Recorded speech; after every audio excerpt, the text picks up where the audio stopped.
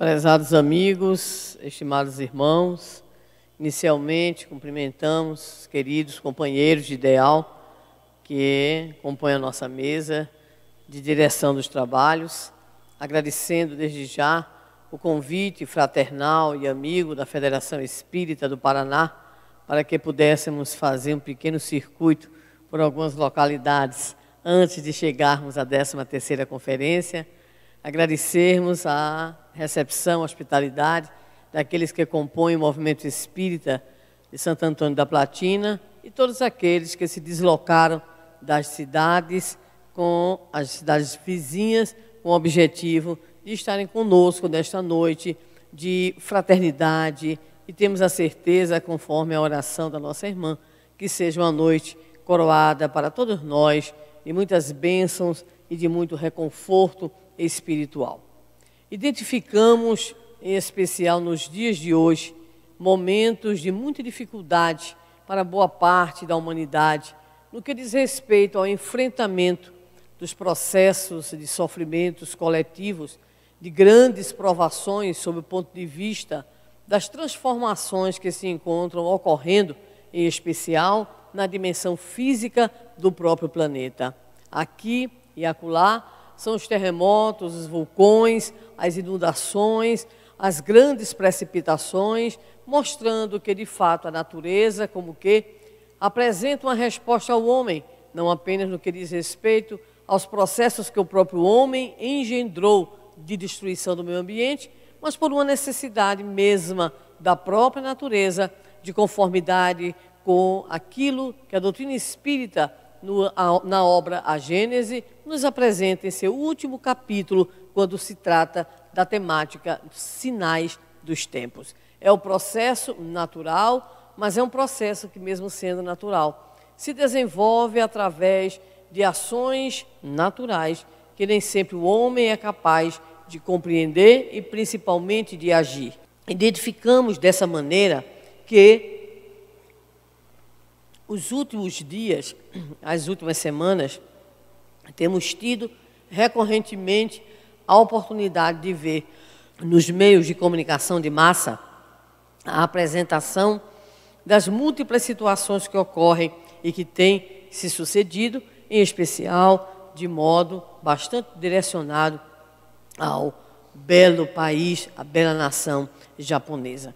E quando nós identificamos essas situações, identificamos principalmente a ação da natureza de um lado e a reação humana do outro lado.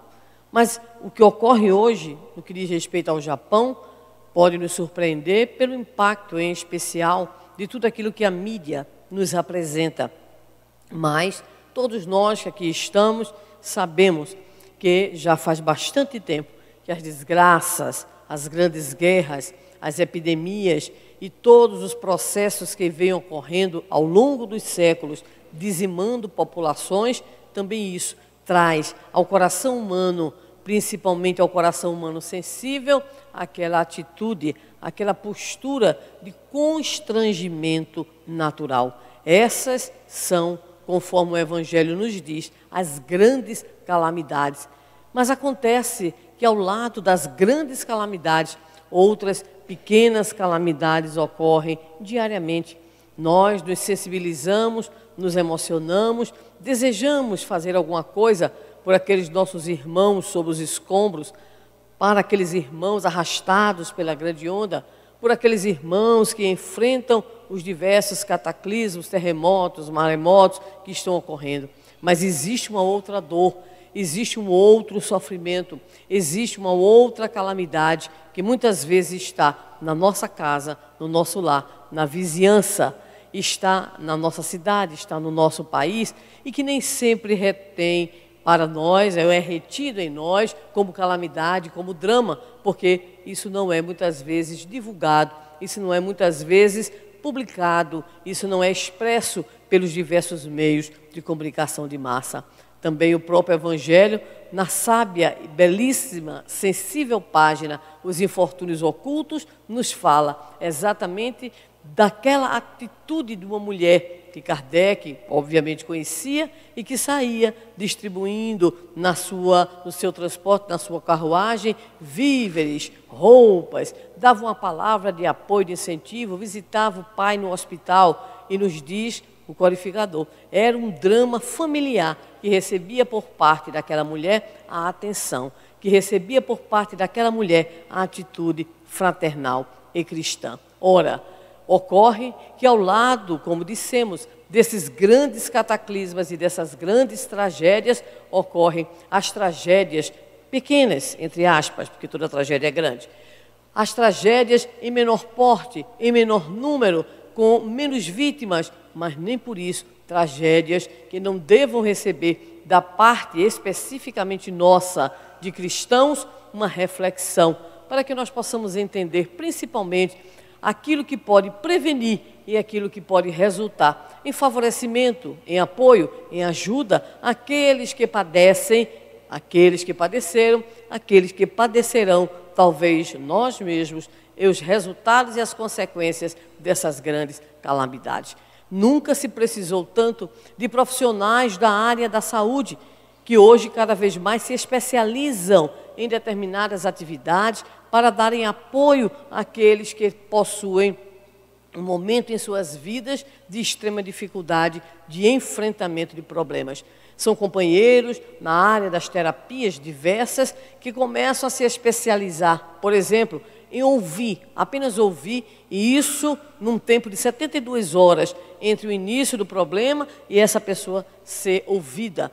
São profissionais que desenvolvem a capacidade da escuta para que possam, então, de alguma forma, atender, socorrer, consolar, enfim, ser aquela pessoa que está ali, possibilitando ao outro a exteriorização das suas profundas dificuldades, das suas limitações, das suas angústias, daquilo que representou a dor, aquela calamidade, aquele sofrimento, enfim, aquela situação vivenciada. Por esta razão, gostaríamos de lembrar que todos nós que aqui nos encontramos possuímos aquilo que poderíamos denominar um potencial de auxílio, não apenas para aqueles que estão em sofrimento já, mas nós podemos, na condição de pais, na condição de mestres, na condição de avós, de tios, de primos, enfim, de companheiros de movimento espírita, todos nós que aqui nos encontramos temos também a possibilidade de atuar de modo favorável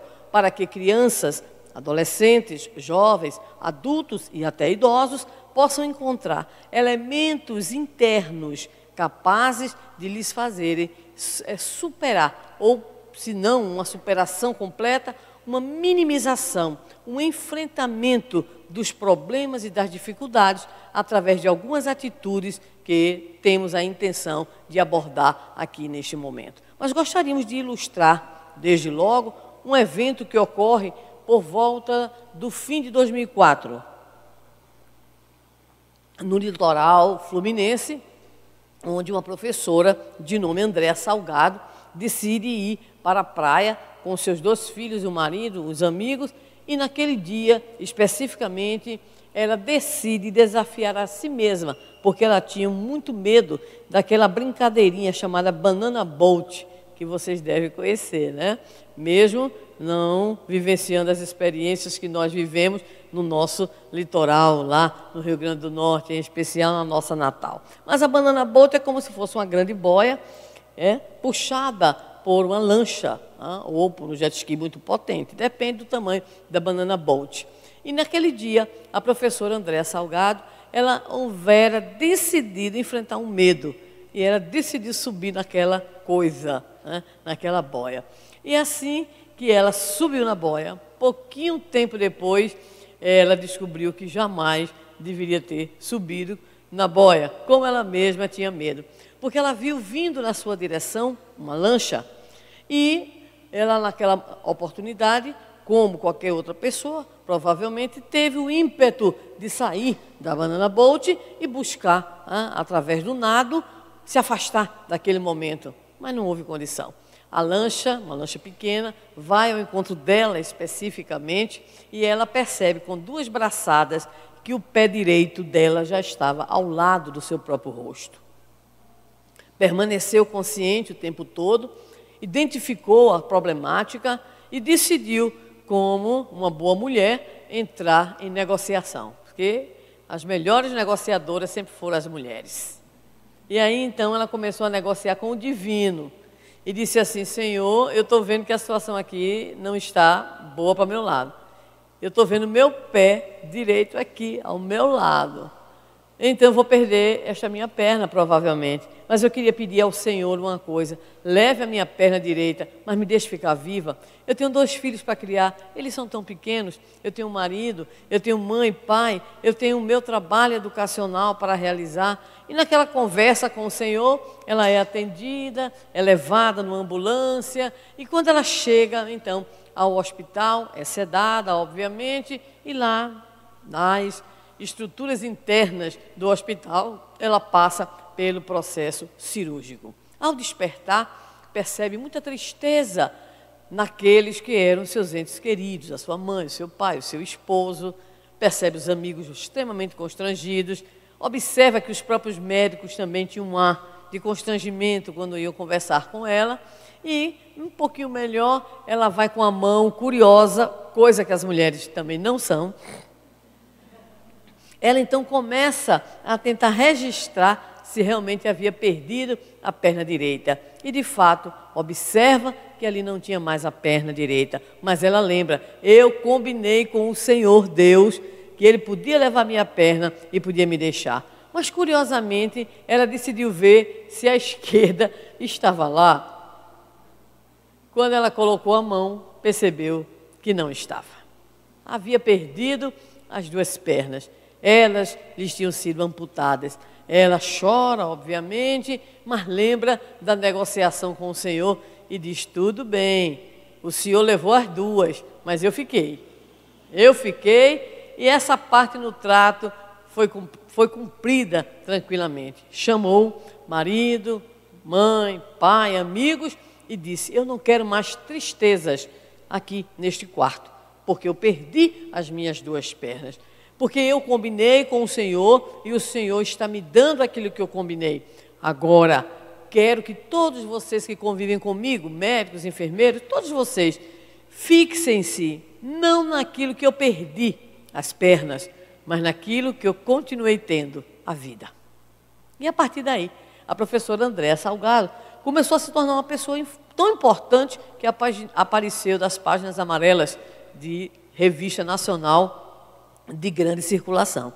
Alguns periódicos espíritas também foram escritos a partir desta posição, desta professora, mãe de 2 filhos. E ela relata em inúmeras entrevistas o que foi que aconteceu a posteriori. Alguém perguntou para ela se ela sabia que possuía intimamente uma força tão grande. Ela disse: não, eu descobri no processo. Nunca fui uma pessoa muito religiosa, fui criada dentro do catolicismo, mas depois do meu acidente, inúmeros amigos espíritas me deram livros. Eu comecei a lê-los e comecei a perceber e a entender o que foi que aconteceu comigo. E perguntaram para ela também o que ela pretendia fazer da vida, a continuidade da sua vida. Ela disse que estava, naquela época, aprendendo a andar de novo. E ria muito com a sua criança, sua menina, que gostava de dizer aos coleguinhas: a minha mãe é uma mulher biônica. Criança é ótimo, né? Na sua singeleza, muitas vezes é de uma frieza diante dos dados. E ela então afirmou que muitas vezes a criança ria ao ver a mãe tentando andar com próteses que foram inclusive presenteadas por um médico de São Paulo que havia tido informações acerca da sua problemática. Muito bem, a professora Andréa diz que a partir dali ela começou a fazer todo o seu processo interior de adaptação àquela situação, e quando o repórter lhe pergunta sobre o futuro, ela diz de uma forma extraordinária: não passa uma semana sem que alguém não me escreva, não me telefone e não me passe um e-mail dizendo que a minha resposta ao problema pelo qual passei não tenha servido de alguma forma para as suas vidas. Ou seja, eu tenho conversado com pessoas, tem um projeto de um livro, que de fato ela lançou posteriormente, e dar continuidade, principalmente às minhas possibilidades de auxiliar as outras pessoas que passam por problemas, a fim de que elas se sintam fortalecidas, animadas, a fim de que elas não desistam de suas lutas pela vida. A professora Andréa Salgado ficou então sendo conhecida nos diversos meios jornalísticos e até mesmo acadêmicos como um exemplo de uma personalidade que se sustentem, né? A palavrinha não é bonita, mas o seu sentido é lindo. Uma personalidade resiliente. E a partir de então, muito se falou sobre a resiliência, que é um termo oriundo da física e da engenharia, que se refere à capacidade que certos materiais têm de, após serem submetidos a grandes pressões, subtraídas essas pressões, esses materiais voltam ao seu estado normal. Para nós aqui, 2 exemplos bem simples. O elástico, a gente puxa, tem cuidado, porque se soltar, leva aquela cacetadazinha boa, né? E a famosa geleca, que eu não sei qual é o nome aqui, a massa de modelar, né, que todo mundo conhece, que a nossa criançada pega, tem a famosa gelequinha chinesa, fedorenta, horrível, né? É uma tristeza. E a criançada adora. Pega a geleca, tira do potinho, brinca, faz aquelas coisas, faz panelinha, faz não sei o quê, faz bonequinho, e depois junta tudinho e a pobre da melequinha, né, é resiliente. Ou seja, ela recebe a pressão e depois ela volta ao seu estado normal. Ponto. Este é o conceito mais simplificado possível que nós poderíamos utilizar na área da engenharia de materiais, na área da física. Ou seja, resiliência como a capacidade que alguns materiais possuem de, após serem submetidos a fortes pressões, ao serem subtraídas essas pressões, esses materiais voltam à sua condição original. Mas foi principalmente a partir de estudos pós-Segunda Guerra Mundial que esse termo passou a ser usado não mais só para a área da física, para a área das engenharias, mas esse conceito migrou, vamos dizer assim, principalmente para os estudiosos do comportamento humano, a partir de uma questão muito simples e profunda, muito profunda. A pergunta é a seguinte: por que algumas pessoas e alguns grupos têm mais capacidade de superar as adversidades, os conflitos, as humilhações, as violências do que outros? Ou o que faz que uma pessoa que de repente passou por uma grande humilhação, passou por um estupro, passou por um ato de violência do qual foi vítima, e essa pessoa ela consegue, diferentemente de outra pessoa, se tornar uma pessoa ainda melhor? Esta pergunta ela foi objeto de investigação de inúmeros pesquisadores, inclusive um norte-americano, que desde o início da década de 50 até hoje, o Dr. Siegel, estuda o comportamento. Primeiramente, ele começou com os sobreviventes da Segunda Guerra Mundial e, posteriormente, ele foi trabalhando com diversas outras pessoas, diversos outros grupos submetidos a fortes processos de violência. E aí, a partir dos seus estudos, ele também chegou à ideia de que existem algumas características que são próprias de personalidades ou de pessoas que são resilientes. Se nós pudéssemos usar aqui uma expressão sinônima, nós diríamos que são pessoas capazes de enfrentar, na nossa terminologia, expiações, provas, testemunhos e encontrarem nessas provas, nessas expiações e nesses testemunhos a condição de se tornarem pessoas cada vez melhores. Mas vamos dar outro exemplo para que a coisa fique bem visualizada por nós, para todos nós. Ele, no popular, era o super-homem, literalmente falando, ou seja, Christopher Reeves, um deus da beleza, um Apolo, vamos dizer assim, com data vênia, os homens aqui presentes, né? Mas um exemplar masculino de grande beleza. E aí, então, gostava muito, né, do hipismo, gostava de saltos a cavalo. E um belo dia, indo a um aras, decidiu ele, que era um homem imenso de alto, atlético, muito musculoso, andar a cavalo e fazer os saltos que ele gostava. Literalmente, ele caiu do cavalo. E caiu de uma forma comprometedora para a sua saúde física. Já na primeira assistência médica, aqueles que já chegaram, os paramédicos, observaram a sua condição, a sua imobilidade. E ao chegar ao hospital, dentro daquela visão bem própria da medicina norte-americana, já foi ouvindo aquelas considerações. Ele ficará tetraplégico se conseguir, de alguma forma, escapar da cirurgia. Está condenado, houve rompimento de vértebras, houve, de fato, uma precipitação sob o ponto de vista da sua própria coluna, de modo que ele não vai poder mais andar, e ele ficou ouvindo aquilo tudo. Naquele momento, ele é acompanhado por alguns médicos, a sua esposa, e aí então ele pede aos médicos que fizessem a eutanásia, porque ele não suportaria ficar como um homem paraplégico, né? Um homem, aliás, tetraplégico. E a sua esposa vai lhe dizer algo extremamente importante naquela tarde. Ela vai lhe dizer assim: Christopher, eu amo você. E você é muito mais do que um corpo bonito, do que um homem bonito. O que quer que aconteça com o seu corpo não interessa. Eu amo você como você é. Uma declaração de amor naquele momento. Os médicos não aceitaram fazer, graças a Deus, a eutanásia. E o nosso Christopher Reeves, muitos que acompanharam aqui, o viram numa cadeira de rodas, perdendo a beleza física, mostrando toda a dificuldade, né, para manter a sua sustentação, inclusive durante muito tempo respirando com respirador artificial, mas no processo também do próprio tempo, fisioterapia, acompanhamento médico, tudo aquilo que ele conseguiu, nós vamos ver o nosso Christopher Reeves participar, inclusive, de solenidades no mundo artístico, e chegou, se não me engano, a fazer uma pontinha lá no filme.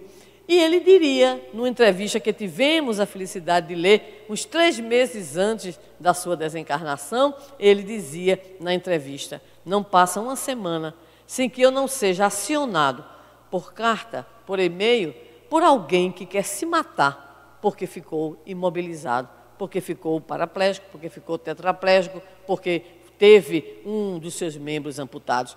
E a minha vida tem sido, desde então, dizer a essas pessoas: vale a pena continuar a viver. E Christopher Reeves desencarnaria, depois dessa entrevista, mais ou menos 3 meses a 6 meses depois, de modo absolutamente natural. Ora, diríamos também que ele, a partir das posições que tomou em função do seu acidente e da forma como começou a atender as pessoas, que ele realmente se tornaria uma personalidade resiliente, ou seja, alguém capaz de enfrentar a grande dor aí no campo físico e conseguir estabelecer na sua própria trajetória de vida ou na construção do seu roteiro de vida atitudes, maneiras de ser, formas de agir, de modo a auxiliar as pessoas e não se centrar, não se fechar apenas na sua dor e no seu sofrimento.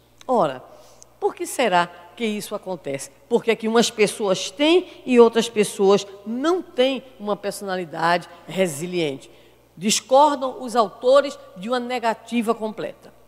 Afirmam os estudiosos que todos nós temos mais ou menos essa capacidade de resistir à dor e ao sofrimento. Essa capacidade de sair da dor e do sofrimento sendo melhores pessoas. Agora, nem todo mundo consegue ser forte o suficiente o tempo todo. Por isso, estudos que foram de modo mais específicos iniciados na década de 80, hoje, já estamos em 2011, estão apontando para pesquisas mais afuniladas. Por exemplo, a resiliência nas crianças, nos jovens e adolescentes, nos adultos e nos idosos. Lembrando que o idoso é alguém que pode ter sido muito resiliente, muito forte, e diante de determinadas situações da chamada velhice, muitas vezes se sente abalado. Que às vezes a criança, ela não consegue ser resiliente porque tem no seu entorno, no seu convívio e no seu roteiro de vida apenas aquelas pessoas que a conduzem para baixo, a agridem, ou seja, que não estimulam a atitude de resistência, a atitude de valorização de si própria, a atitude do que diz respeito a confiar na capacidade que a própria criança, que o próprio adolescente tem de superar as suas mazelas, as suas trágicas histórias de vida. Mas talvez nós pudéssemos situar como um grande exemplo nesse processo um fato que vai ocorrer, ou fatos que vão ocorrer com um grande psicoterapeuta que instituiu na área da psicologia uma própria metodologia desenvolvida por ele, uma proposta terapêutica chamada de logoterapia, cujo sentido primeiro seria a busca de um sentido de vida. Prestemos atenção nesse rápido relato. O nome dele, Viktor Frankl, um estudante austríaco de medicina, e quando ele chegou ao curso de medicina na sua universidade, percebeu de modo muito preocupante que havia entre os estudantes da sua universidade um grande número de suicídios. Mas era tanto suicídio que ele então procura um professor e junto ao professor ele consegue desenvolver o que nós chamamos um projeto de extensão. E nesse projeto de extensão ele conseguiu então que professores pudessem ouvir os alunos, aqueles alunos que estando fazendo cursos voltados para salvar vidas, entravam em crises tão profundas, em processos tão dolorosos na sua intimidade, que buscavam as vias da autodestruição. E assim, o jovem, no caso acadêmico, Viktor Frankl, ele se tornaria já famoso ainda enquanto estudante, porque durante os anos de curso de medicina que ele fez, no desenvolvimento desse projeto, não houve nenhum suicídio. Ou seja, a sua atitude de prevenção, a sua possibilidade construída de apoiar o jovem, de organizar junto aos professores momentos de ouvir, de conversar, processos terapêuticos, tudo aquilo havia então tido um resultado extraordinário. Sendo austríaco, Viktor Frankl conhecia também a Sigmund Freud. Só que Freud, o grande pai da psicanálise, houvera afirmado certa feita que quando um homem ele é submetido a extremos atos de violência, de bestialidade, de brutalidade, ele abandona a casca de espiritualidade que ele gosta de apresentar para, de fato, apresentar aquilo que ele é, apresentar-se como um bicho, ou seja, que ele seria tão violento quanto qualquer outro. E aí, o nosso Viktor Frankl nunca concordou com Sigmund Freud, dizia que não, que a criatura humana ela tem uma capacidade única, uma condição que lhe é própria de superação. E de superação não apenas porque se acomoda, que não é a mesma coisa, mas de superação porque ela consegue, a criatura humana, sublimar-se, vencer-se, transcender naquilo que tem de mais extraordinário. Obviamente que Freud deve ter dado um sorrisinho ao saber do depoimento do jovem psiquiatra que, ao formar-se, foi chamado para um hospital em Viena a fim de cuidar de mulheres que haviam tentado suicídio. Ele desenvolve um trabalho extraordinário, desde cedo como aluno e posteriormente também como profissional. Mas o nosso Viktor Frankl, ele estará presente simplesmente na Segunda Guerra Mundial, é o seu contexto histórico. Ele será preso juntamente com a sua esposa, seu irmão, sua mãe e seu pai. Apenas uma irmã decidiu viajar logo que começaram a irromper as perseguições e as prisões, e ela vai-se embora, se não nos enganamos, lá para a Austrália ou Oceania. E aí, esses amigos, esses companheiros, esses parentes de Viktor Frankl e ele começam então a sua peregrinação pelos campos de concentração. Nos campos de concentração, Viktor Frankl descobre que há pelo menos 2 grandes grupos ali entre os prisioneiros em seu processo brutal, né, de desumanização que o nazismo perpetrava junto àquelas criaturas. Ele percebeu que tinha um grupo que era o grupo que não acreditava que era possível superar. Ou seja, era o grupo que se sentia de fato violentado, humilhado. E aí era o grupo que no popular esperava a morte. Alguns nem esperavam, iam e se jogavam sobre as correntes elétricas, sobre os arames que possuíam carga elétrica, cercas elétricas. Eram criaturas que haviam como que já dito a si próprias que não havia possibilidade nenhuma de superação. Mas ele viu que existia um outro grupo.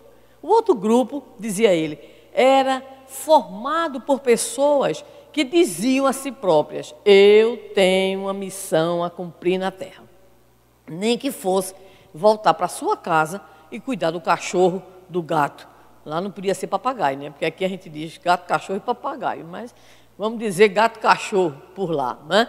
Então, ele dizia no seu estudo em relação ao comportamento humano, eram pessoas que diziam para si próprias que tinha uma mãe para cuidar, que tinha uma religião que poderia lhe favorecer com convicções de superação. Eram criaturas, enfim, que se negavam a receber psicologicamente aquela carga que o processo de desumanização, de brutalidade e violência que ocorria naqueles campos de concentração. Elas se negavam, enfim, a morrer.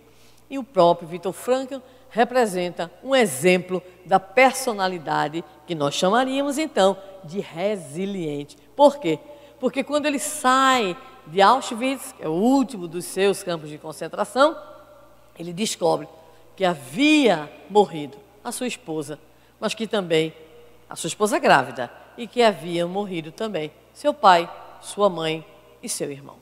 A sua vida inteira, posteriormente, ele vai reconstruir a própria vida emocional, vai se casar e tudo mais, vai escrever célebres obras consideradas de grande importância.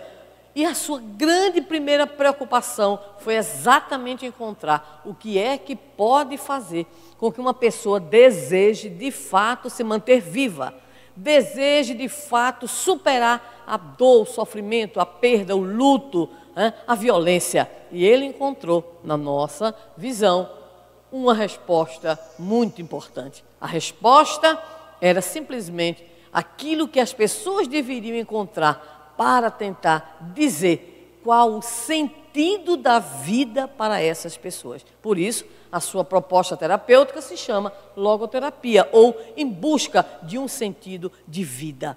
Então, a proposta é que cada um possa refletir: por que eu estou aqui? Quem sou eu? O que eu represento? Enquanto criatura, o que sou? Diante da dor, do sofrimento, como é que eu posso reagir? Como é que eu posso superar? Eu posso melhorar a minha condição humana, mesmo diante de quadros tão dolorosos? O que faço para, no meio das minhas dores, provações, expiações e testemunhos, para superar-me, no sentido de me tornar uma melhor pessoa?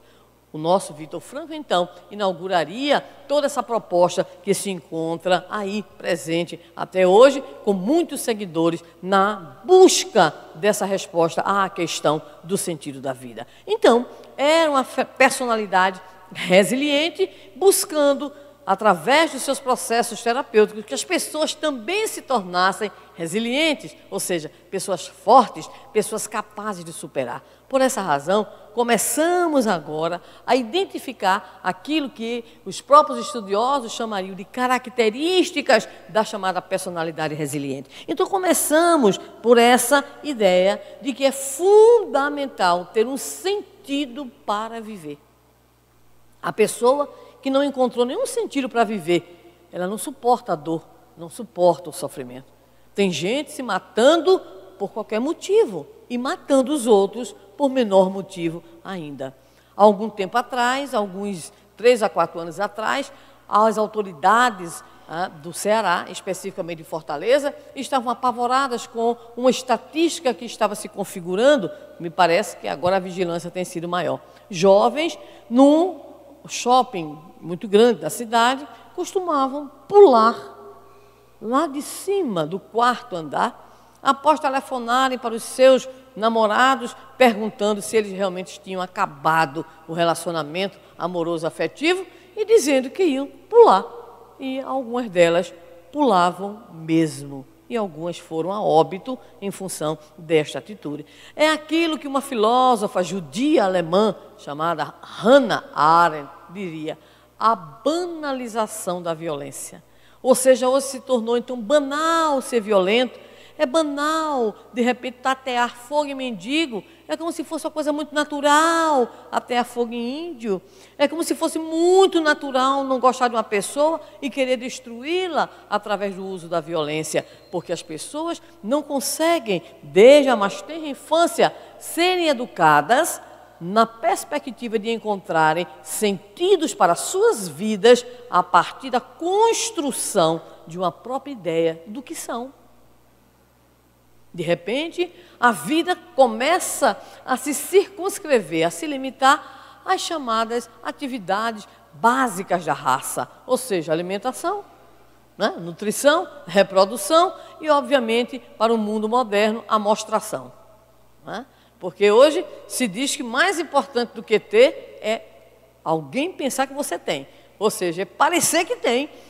Então, muitas vezes é o carrão, né? Por exemplo, algumas cidades são conhecidas como grandes cidades vendedoras dos chamados carros cabines duplas. Por sinal, são lindos, sem dúvida alguma. Né? São lindos, sem dúvida alguma, aquelas cabines duplas, um pajeirão, um pajeirinho, né? Essa coisa toda. Maravilha. Mas essas mesmas cidades têm uma outra estatística em algumas regiões menos ricas do nosso país. Com 6 meses, aquelas famosas cabines estão nas lojas de venda, porque as pessoas não têm como pagar. Não tem como pagar. O custo de vida, as condições de vida não permitem, mas tem que parecer que tem. Não pode descer do salto. Então, de repente, nós temos toda uma geração, aliás, já algumas gerações que não são verdadeiramente educadas, são deseducadas, porque elas são alimentadas para parecerem que tem isso ou que tem aquilo, e não, na verdade, né, são educadas, ou lastimavelmente não são educadas para os processos de autodescoberta, para a identificação de valores como respeito, ordem, previdência, conforme Allan Kardec situa ainda na obra Gênese, também no último capítulo, agora quando ele fala sobre a nova geração. Né? Então, é preciso que haja uma construção de uma personalidade que possa ser resiliente, mas essa construção de uma personalidade resiliente passa primeiramente pelo lar.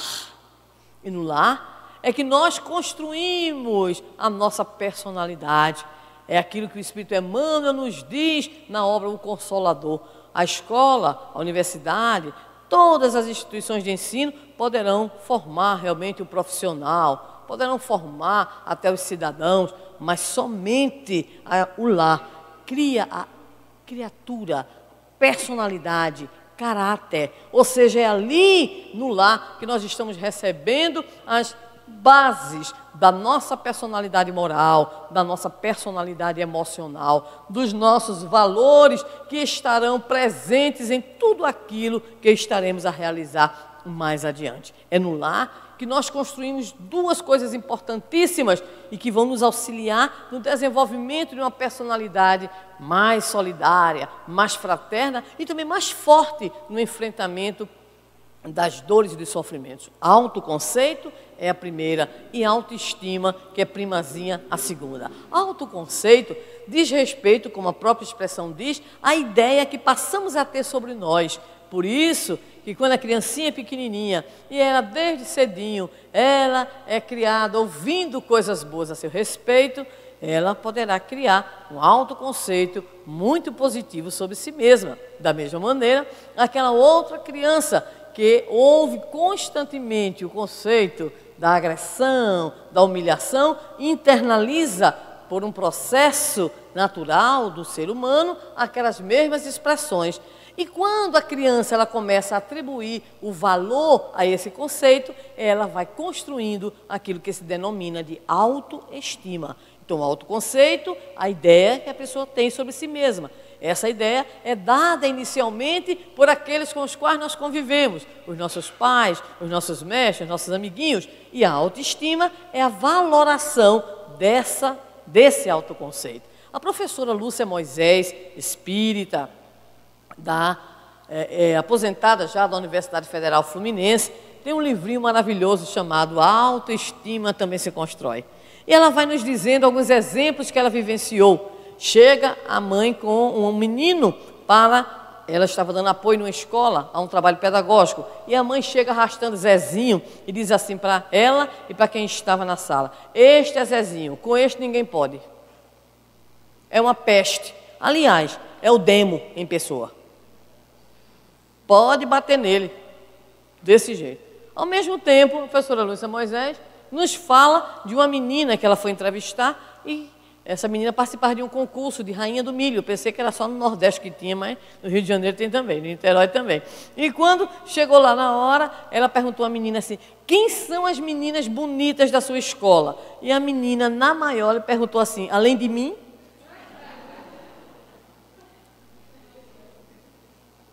Então, nós vemos aí as duas situações. Zezinho, com poucos meses na escola, era insuportável. Subia no birô, ameaçava a professora e colegas e dizia assim: ninguém pode comigo, eu sou o demo. Porque internalizou o conceito, criou a sua autoestima. Então é preciso que nós, na condição de pais, de mães, de mestres, observemos o que podemos e devemos fazer para a construção de personalidades mais resistentes à dor, ao sofrimento e aos problemas que vão acontecer. Os estudos hoje na área da resiliência vão nos apresentando que as crianças que vivem com a humilhação, com a violência sexual, com processos de profundo abandono, descuido e descaso, elas precisam encontrar elementos nas suas vidas de resiliência. E vocês sabem quem são as pessoas mais importantes? São os adultos. Se o problema está na própria família, é o outro adulto, é a avó. Olha como vó é coisa boa, tá vendo? É a tia, é uma prima mais velha, é uma professora. E há uma ilustração muito interessante no caso de Annalise. Annalise, ela, num conjunto de 3 irmãos, a mãe dizia: que pena que você nasceu mulher. Olha, a mãe, viu? E aí mandou para a escola com os outros 2 irmãos. Ela ficava no fundo de uma sala. E, obviamente, no fundo da sala, professores despreparados ou sem compromisso, ninguém reparou em Annalise, que começou a famosa repetência, reprovação e repetência, reprovação e repetência. Um belo dia, foi promovido um desses professores, foi para uma cidade maior e chegou uma jovem professora idealista. Nada melhor para a vida de Annalise. Porque quando a professora viu a atitude, primeiramente corporal dela, de ir para o fundo de uma sala, colocar a mão no queixo e ficar ali, obviamente navegando, né, numa cauda de cometa, pela Via Láctea, como diria nosso Raul Seixas, a professora olhou para ela e disse simplesmente: Annalise, não sei por que você repete tanto de ano, porque você tem os olhos tão inteligentes. Ela chegou em casa, neste dia, jogou bolsa, jogou caderno, jogou tudo, subiu lá no seu aposento. Ela foi olhar os olhos e ela disse para ela mesma: eu tenho os olhos inteligentes. E esta professora, apenas com uma atitude verbal e, obviamente, entendemos, vibracional, também espiritual, conseguiu, com esta atitude, retirar a Annalise da prostração e, a partir dali, ela se tornaria não apenas uma boa aluna, mas uma aluna exemplar, chegando posteriormente a cursar ensino superior e se tornar uma enfermeira que posteriormente também atingiria grandes cargos no sentido de supervisão na própria área da enfermagem. Então, observemos como aquilo que nós falamos, que nós dizemos, isso vai interferindo nos sentidos que as pessoas vão dando às suas vidas, que as crianças vão dando, que o adolescente, você olha para um adolescente e diz assim, isso não vai dar em nada. Tem pai que diz isso. Eu tive um aluno da área de arte, todo mês ele pintava o cabelo de uma cor. Um mês era amarelo, amarelo cheguei.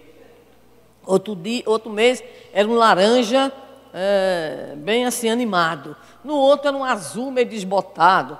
E no outro era um vermelho, enfim. E eu encontrei com ele certa feita, ele fazia um escândalo quando me via. Todo mundo sabia que tinha sido professora dele, porque ele parava e gritava, professora Sandra. E eu, diga, meu lindo. Ele estava com a mãe dele, por acaso. E ele me viu e disse, professora, nesse dia ele estava com o cabelo, assim, tipo, como é que chama? Acaju, é? Acaju, né? É um vermelho que não é vermelho, enfim. Bem, e aí então ele estava com a mãe. Ele me apresentou a mãe. Mamãe, esta é a minha professora Sandra amada, adorada. Ai, eu olhei para ela, vejam bem que situação. E disse para ela, criatura, você tem um tesouro em sua casa. Sabe o que foi a resposta dela? Quer levar não?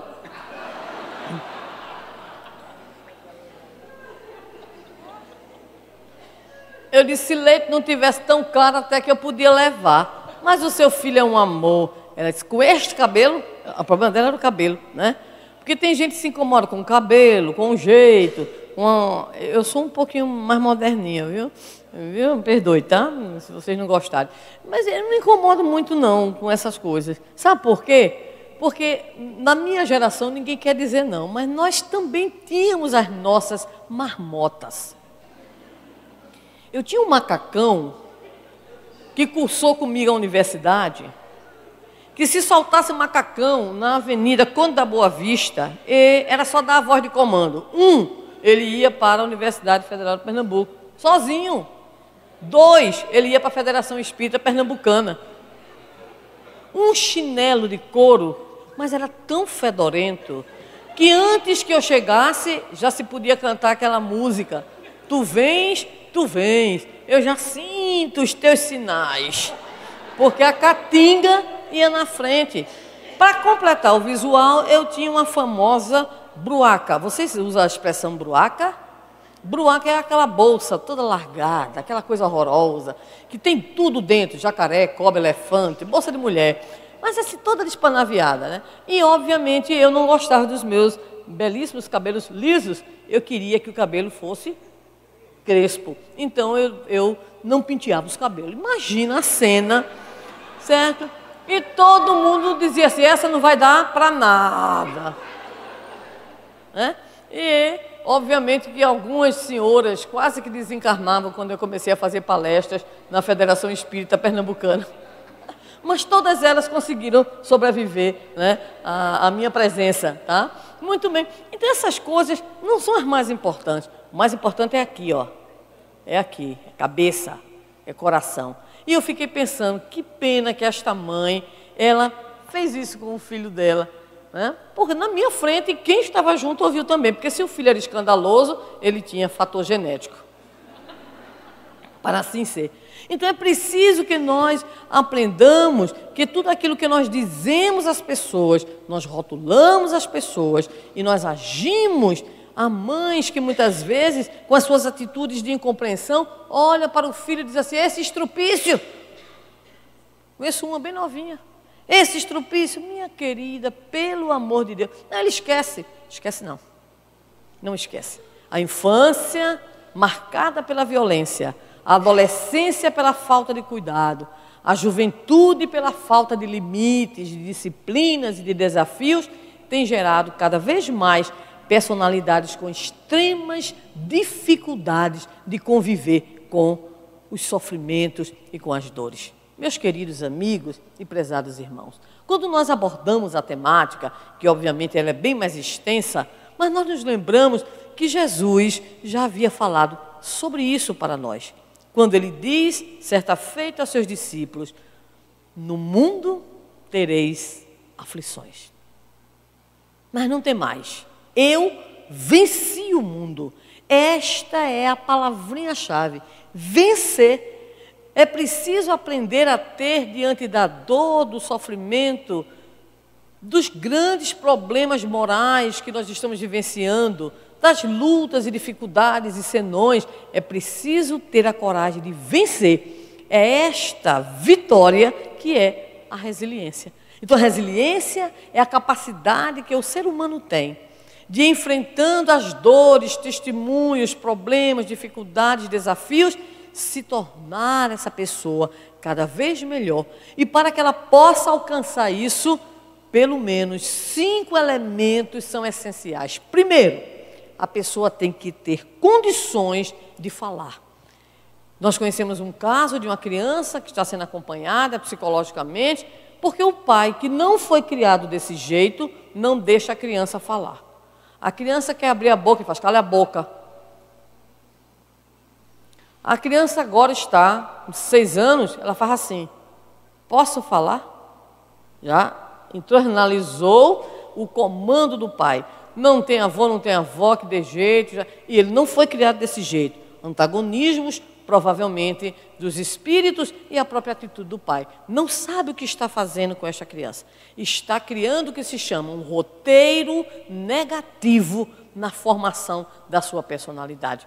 Não está preparando para que a criança no futuro possa ser capaz de enfrentar, de se conduzir de modo resoluto e forte diante das dificuldades da vida. Então, a primeira condição é oportunizar que o outro fale. Quantos de nós não conhecemos e quantos de nós não vivemos essa situação de não podermos dizer as coisas?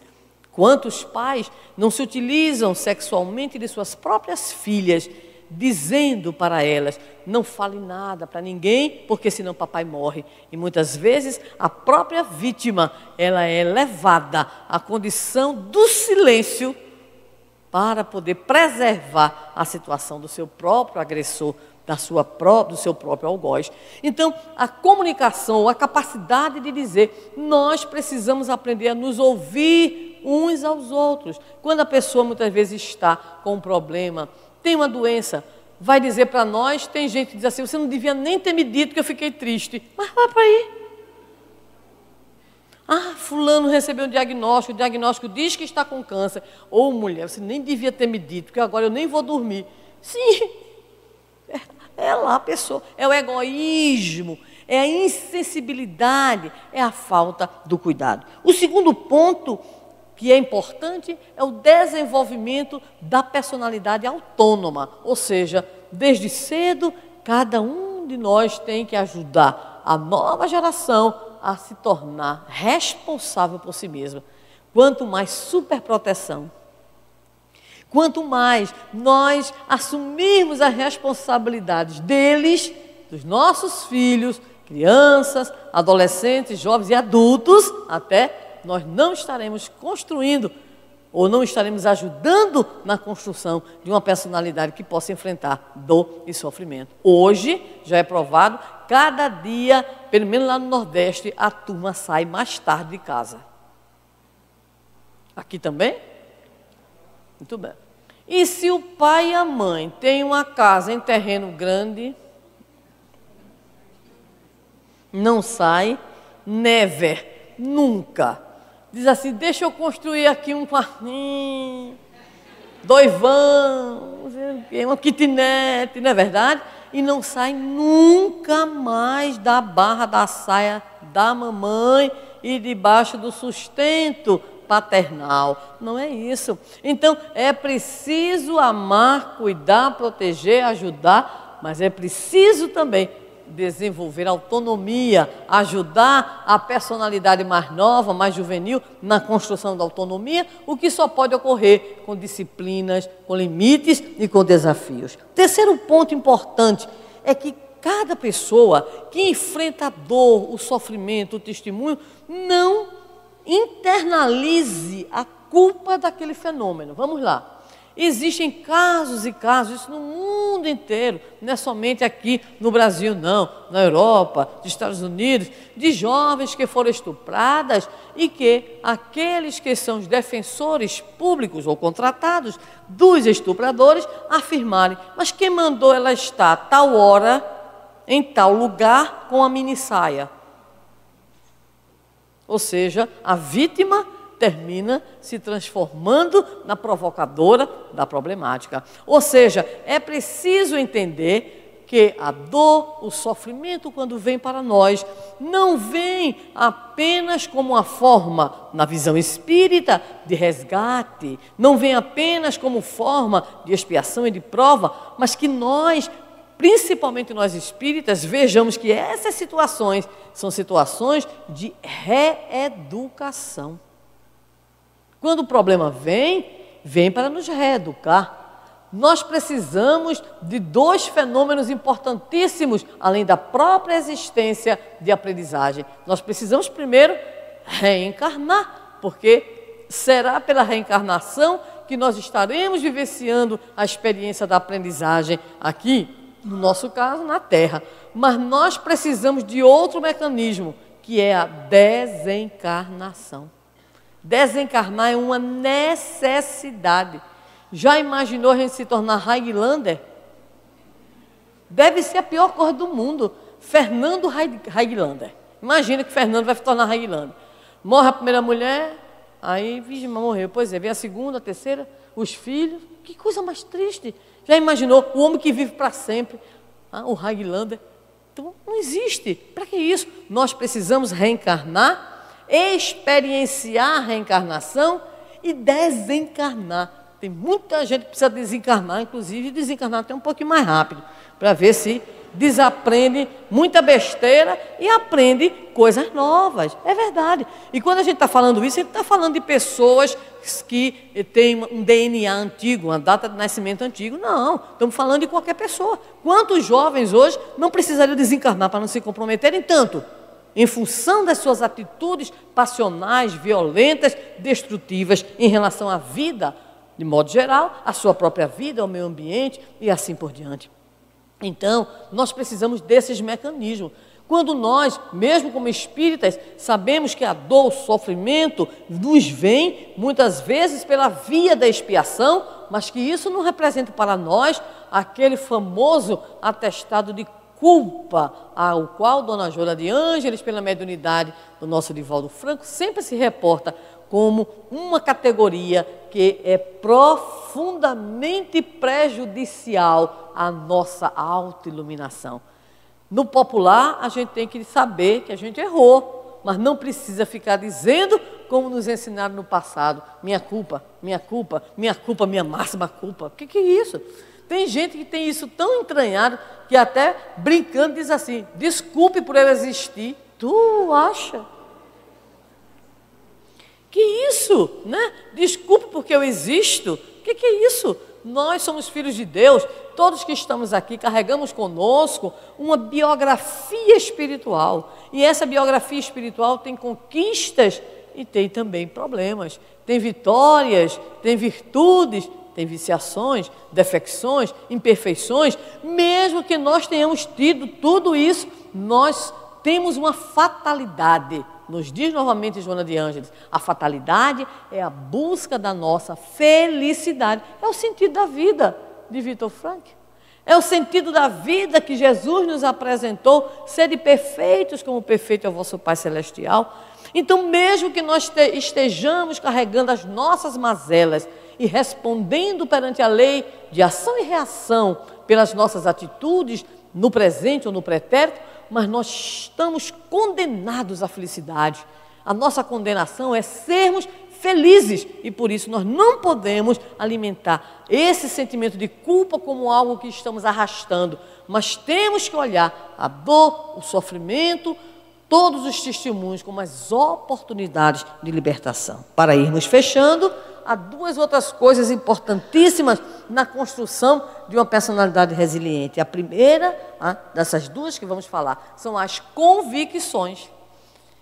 Todos os estudiosos apontam que pessoas que possuem ideologias religiosas bem definidas são as pessoas mais capazes de enfrentamento. Há um depoimento belíssimo de uma senhora que saiu certa feita do seu trabalho, decidiu ir por um caminho que não era o dela, passando por um parque lá nos Estados Unidos, ela então foi atacada, foi estuprada. precisou de alguns meses para se recuperar. E quando voltou ao ambiente de trabalho, ela chegou sorridente, feliz. Mas a criatura humana não é moleza, não. Não é brinquedo, não. As amigas, os colegas olharam para ela e disseram assim: você está rindo assim? Eu imagino que alguém pensou, deve ter pensado. Ela disse assim: sim, eu estou bem, eu passei por tratamento médico, estou com acompanhamento terapêutico, mas alguém mais atrevido, sempre tem um mais atrevido, né? Uma mais atrevida, disse assim: e por que você está rindo? Uai, que é isso? Né? Ela disse: porque aquele homem me roubou aquela noite.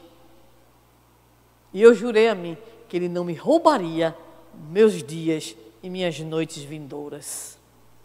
Olha, para quem ouviu isso, uma cacetada, né? Se tiver sensibilidade.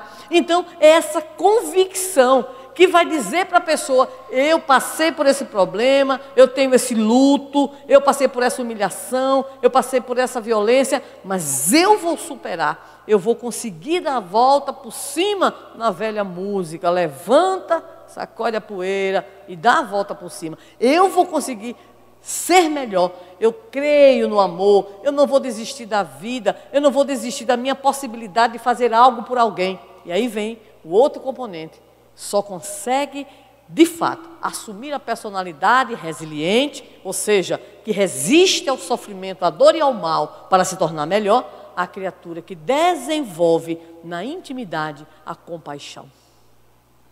Há uma imagem muito bonita da compaixão que tem a ver com aspectos do nosso dia a dia. Quando você é um barqueiro e alguém lhe pede para que você o atravesse para outra margem do rio, você não apenas leva a pessoa, você vai com ela.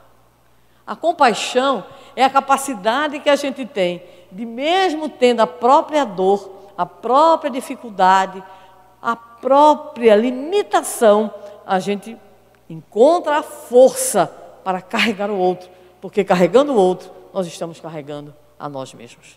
Não foi sem razão, prezados amigos e estimados irmãos, que o Evangelho segundo o Espiritismo contemplou no seu capítulo 5, bem-aventurados os aflitos, o maior número de páginas, porque as aflições são muitas, como falou Jesus. Mas da mesma maneira que ele falou que no mundo nós teríamos aflições e que ele havia vencido o mundo, nós nos lembramos da sua exortação, quando diante das múltiplas dores daquelas multidões e dos próprios discípulos que o acompanhavam, ele dizia que nós deveríamos ter a certeza de que ele aí estava junto de nós, nos dizendo: vinde a mim, todos vós que vos achais aflitos e sobrecarregados, e eu vos aliviarei. Tomai sobre vós o meu jugo e aprendei comigo, que sou manso e humilde de coração, porque suave é o meu jugo e leve o meu fardo. O espírita encontra nas palavras de Jesus e, em especial, encontra na doutrina espírita a justificação, sob o ponto de vista da compreensão da razão de ser, da dor, do sofrimento, do testemunho. Por essa razão mesma, é o espírita alguém que possui a condição de uma personalidade resiliente, por se entender como um projeto divino, por entender a necessidade de amar, de perdoar, de ser compassivo, por entender a necessidade da compreensão da justiça divina, que conforme Jesus não dá pedra ao filho que merece pão e não dá serpente a um filho que merece peixe. Que possamos então, nas nossas lutas de cada dia, nas nossas dores de cada momento, no enfrentamento dos testemunhos aos quais todos nós somos sempre chamados, que nós possamos lembrar que sentido estou dando à minha vida. E encontrando essa resposta, que possamos ajudar os outros que estão ao nosso redor, a também eles encontrarem esses sentidos, para que nós aprendamos nesse exercício fraternal, que é a existência humana, nos papéis os mais variados que possamos ter, que possamos ser alguém que diante do outro tenhamos sempre a palavra de alento, de bom ânimo, de estímulo à solidariedade, à atitude fraternal, o apoio. Por essa razão, na necessidade que temos a cada dia, e nem sempre na compreensão que temos dessas necessidades, que possamos dizer, lembrando a querida figura de Tagore, pela mediunidade de Divaldo Pereira Franco, quando nos dizem uma oração: Senhor, quando te quero dizer em prece todas as necessidades da minha vida, o verbo emuxece e cala na terra de meu coração, como flores fanadas pelo vento cortante do inverno. Mesmo assim, meu mestre e meu Senhor, eu te suplico forças para encontrar a sabedoria para dominar a força das minhas mais paixões, e a paixão do amor para ter a força da sabedoria que me faça estar sempre sob a tua vontade. Que Deus, o nosso Pai de infinito amor e bondade, justo, o grande justo, nos envolva em sua paz. Muito obrigada.